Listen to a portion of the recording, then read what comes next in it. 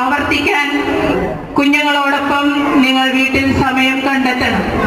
അപ്പോഴാണ് ഈ കുട്ടികളുടെ അറിവ് അത് നല്ല അറിവായിട്ട് മാറുകയുള്ളൂ.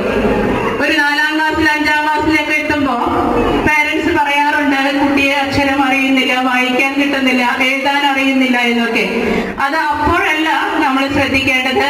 കുട്ടി ആദ്യാക്ഷരം കുറിക്കുന്ന ഈ സമയം മുതൽ രക്ഷിതാക്കളുടെ പരിപൂർണമായ സഹകരണം ഉണ്ടെങ്കിൽ കുട്ടികൾ അക്ഷരങ്ങൾ നന്നായിട്ട് എഴുതാനും വായിക്കാനും പഠിക്കുകയുള്ളൂ എന്ന് സ്നേഹപൂർവ്വം ഓർമ്മിപ്പിക്കുന്നു. മറ്റൊരു കാര്യം, LKGയിൽ ചേർക്കുന്നതോടൊപ്പം ട്യൂഷൻ സെന്ററിലും ചേർക്കുന്ന അല്ലെങ്കിൽ ട്യൂഷൻ ടീച്ചറെ ഏൽപ്പിക്കുന്ന മാതാപിതാക്കളുണ്ട്. ദയവ് ചെയ്ത് ഈ കുട്ടികളെ ട്യൂഷന് വിടരുത്.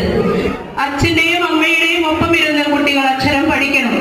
ഇത് മാത്രം ഓർമ്മിപ്പിച്ചുകൊണ്ട് എല്ലാവർക്കും എല്ലാ ആശംസകളും നേർന്നുകൊണ്ട് ഞാൻ നിർത്തുന്നു. നന്ദി. Thank you sister.